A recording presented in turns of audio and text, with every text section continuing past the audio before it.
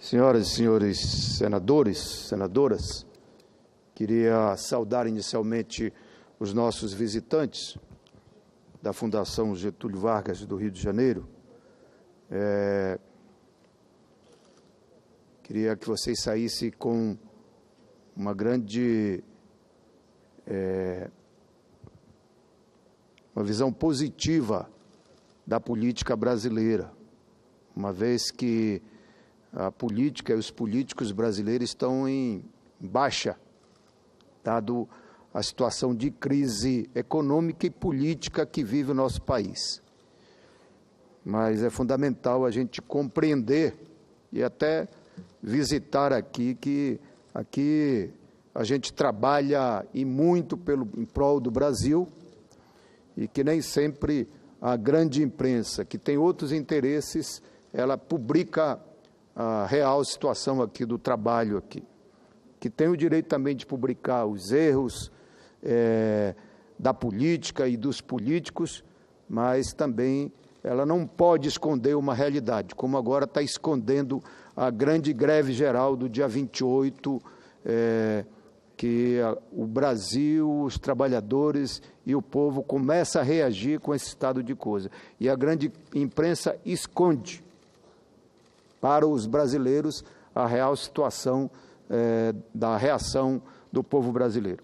Queria falar exatamente isso, presidente, senhoras, do grande retrocesso que se encontra o nosso país. A justificativa do golpe parlamentar que se deu, principalmente que estava no poder o Partido dos Trabalhadores e a Presidenta da República, a justificativa porque era o caos, era o caos econômico, um processo de desgoverno. Esta foi a justificativa do golpe, embora tenha usado a justificativa das chamadas pedaladas para poder justificar o verdadeiro golpe que se deu no nosso país. E a consequência disso foi que se colocou em xeque a nossa democracia, conquistada às duras penas pela história do nosso povo e da nossa gente, enfrentando inclusive o golpe militar, a ditadura militar, e que foi o povo para a rua, através das eleições diretas, da busca de eleições diretas no nosso país, que nós conquistamos a democracia.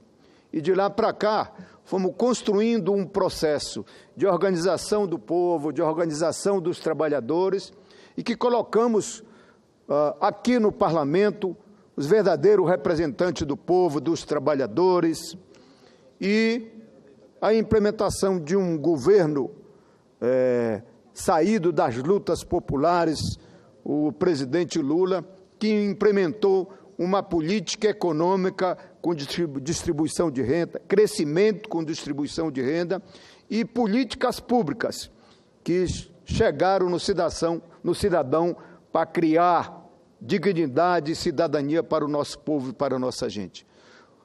O povo lá do interior do meu estado, do estado do Pará, da Ilha do Marajó, do interior da Amazônia, sabe do que eu estou falando, quando as políticas públicas, através do governo Lula, chegaram para o nosso povo. Só para ter uma ideia, lá no meu estado do Pará, que há 100 anos só tinha uma universidade, agora, pós-governo Lula, nós passamos para 4 universidades, interiorizando o serviço público, o ensino público superior, para dar oportunidade para a nossa juventude do interior do nosso estado ter acesso ao ensino superior, ter acesso ao conhecimento, à pesquisa, para ajudar a desenvolver o nosso país e o nosso estado. É fundamental que se perceba isso. As grandes construções de produção de energia chegavam no sul do país, chegando a energia para lá, mas não chegava no interior do nosso estado, do nosso Nordeste.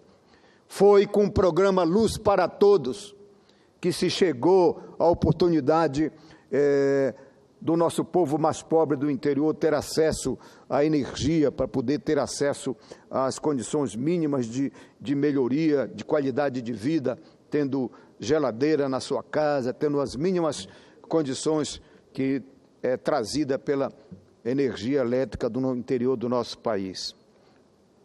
E políticas públicas que chegaram, como Minha Casa Minha Vida, Luz para Todos, Bolsa Família, mais médicos e avanços importantes que chegaram.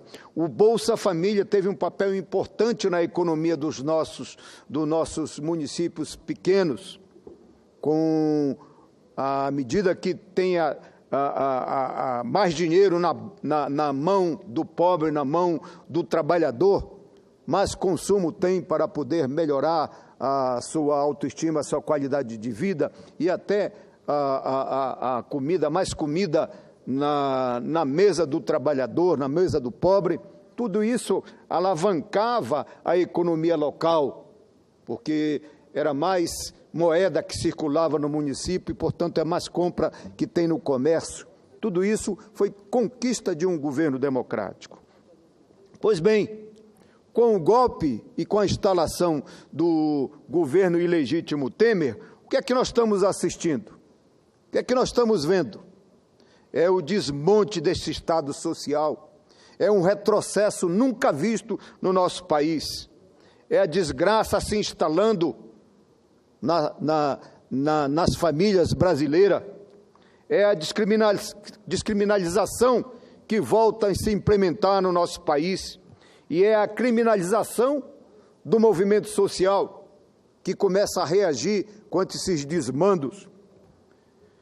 Por exemplo, agora, com a greve geral do dia 28, tentam criminalizar agora o movimento sindical. Uma velha reação da elite brasileira, uma velha reação daqueles que usaram o poder para acumular riquezas ou acumular o controle do processo do desenvolvimento do nosso país.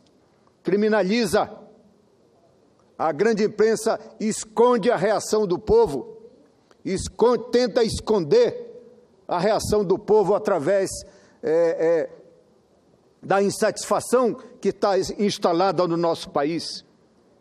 Retrocesso, quando falo em retrocesso, é que o processo de democratização que nós estávamos implementando no nosso país, democratização da economia, democratização do ensino público, democratização da saúde, democratização das oportunidades, para que todos tivessem acesso a um processo produtivo, com a geração de emprego, ter acesso ao emprego, ter acesso a todos os setores, como estávamos se alavancou a produção agrícola do nosso país, do agronegócio, mas também da pequena agricultura familiar, se democratizou através de grandes financiamentos para os setores industriais, para poder alavancar o desenvolvimento e criar empregos no nosso país. Tudo isso está sendo desmontado.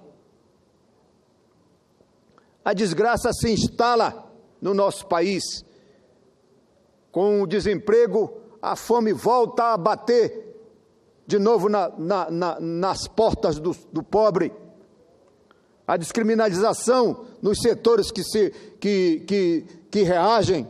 Agora mesmo o companheiro senador Lindenberg fez uma leitura de um processo contra uma ministra que defendia os interesses do gênero, da mulher. E o que vemos, o retrocesso da justiça, o retrocesso de julgamentos, porque fortalece a visão daqueles setores conservadores que estão no judiciário, que estão instalados em algumas estruturas de poder, e com o retrocesso, com a instalação do governo ilegítimo, reforça a ideia desses setores voltar de novo a colocar o julgamento desigual, o julgamento injusto e a criminalização dos setores.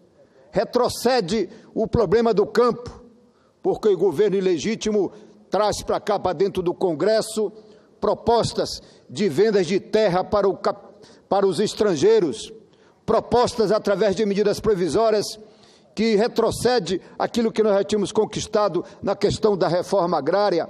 E com isso, qual é o que tem acontecido no campo brasileiro? As chacinas voltam de novo a acontecer no nosso país, contra aqueles que ainda lutam por um pedaço de terra para poder produzir, no caso, os companheiros sem terra, os chamados sem terra, e os maus produtores rurais começam a ter força para reagir de novo através das chacinas, começam a ter força para poder atacar as terras indígenas e atacar os nossos indígenas, como aconteceu agora no Maranhão. Tudo isso é exemplo de retrocesso e de desgraças que voltam a se instalar de novo no nosso país. Por isso é fundamental a gente denunciar, usar a nossa tribuna para reagir com esse estado de coisa. É o caso da reforma trabalhista, é um verdadeiro retrocesso, sem nenhum respeito à história de um povo, sem nenhum respeito à história da classe trabalhadora, que foi sim, no século passado, que com a instalação da industrialização no nosso país, que a classe trabalhadora começa a se organizar mais fortemente. Em 1903, 1908, se criou uma primeira central operária da classe trabalhadora, a COB, e na década de 20 e principalmente na década de 30, foi com essa reação que se começou a construir e brigar por legislação, principalmente a bandeira da jornada de trabalho, que naquela época, dentro das indústrias ali existentes, que a classe operária trabalhava 10, 12, 14 horas por dia na fábrica, sem nenhuma condições, nas fundições, nas indústrias daquela época, sem nenhuma condição de trabalho. E era esta a grande bandeira. Foi sim, com esta reação da classe trabalhadora, na década de 20, principalmente na década de 30, que se criou os sindicatos fortes, e que com isso forçou o governo, naquela época, o governo de Getúlio Vargas, que se conquistou em 1943 a consolidação das leis do trabalho, a chamada CLT. Ali se conseguiu colocar nesse compêndio de leis estas bandeiras de jornada de trabalho, como a jornada de trabalho de 8 horas e outras conquistas. E agora o que é que vem com a proposta ilegítima do governo tem? Acabar com estas conquistas, com essa lei, sem nenhum respeito à história da classe operária. Muitos trabalhadores, muitos líderes foram assassinados. Depois, na continuidade, na Constituição de 1946, ali também se colocou, por causa das grandes lutas, ali comandava aquelas grandes lutas operárias, companheiros que estavam no Partido Comunista Brasileiro, e se colocou grandes conquistas na Constituição de 46. Qual foi a resposta da elite brasileira? Caçou um conjunto de senadores e deputados, porque estabeleceu-se essa disputa para colocar na Constituição brasileira.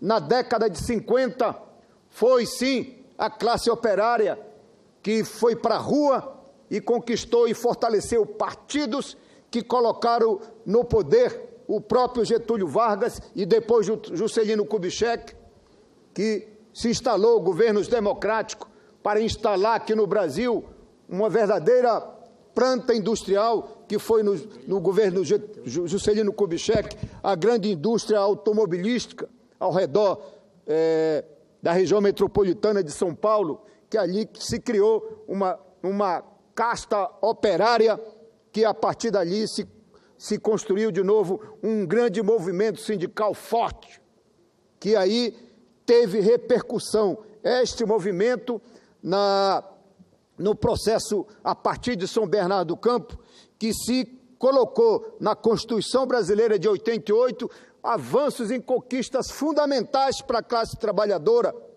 como, por exemplo, na área dos trabalhadores rurais, a aposentadoria para os trabalhadores e para as trabalhadoras rurais, avanços importantes na questão de conquistas fundamental. Tanto é assim que aquele que presidiava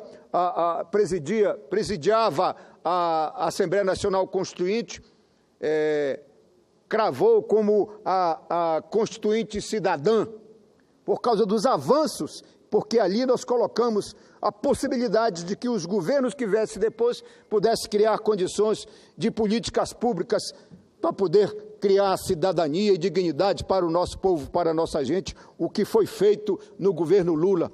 Por isso, qual é o problema desse governo? Que, para tentar sair, resolver os problemas no nosso país, não tem as mínimas condições, porque é ilegítimo, surgiu de um golpe das elites, que influenciou para poder golpear, fazer uma maioria parlamentar aqui, para poder golpear um governo que tinha nascido desta democracia e das urnas escolhida pelo povo brasileiro. Por isso o que se estabelece é isso. A reforma da Previdência é outra, que é a entrega, restabelecer uma previdência mínima, básica, e aqueles que querem uma aposentadoria melhor, eles têm que bater na porta dos privados. É este o objetivo desta reforma da Previdência que está aí, para poder entregar a aposentadoria para aqueles que têm um salário melhor, para ir para o privado, para atender a sanha do capital financeiro que se instala, porque quem é o dono das previdências privadas? São os grandes bancos, Itaú, Bradesco e tantos outros. E o desmonte da nossa indústria a partir da conquista do pré-sal, a entrega do nosso patrimônio e de setores importantes que estavam o desenvolvimento do nosso país, entrega para o capital financeiro, para o capital internacional. Esse é o retrocesso, esse é o desmonte que está acontecendo no nosso país. Por isso nós temos que reagir aqui, chamar todos os senadores democratas, companheiro que tem o mínimo respeito pela democracia e pela história de um povo lutador, temos que nos unir aqui para impedir, com esses desmontes, essa entrega dos nossos patrimônios para o capital financeiro internacional. Tem a palavra, Vossa Excelência, senhor. Muito rapidamente.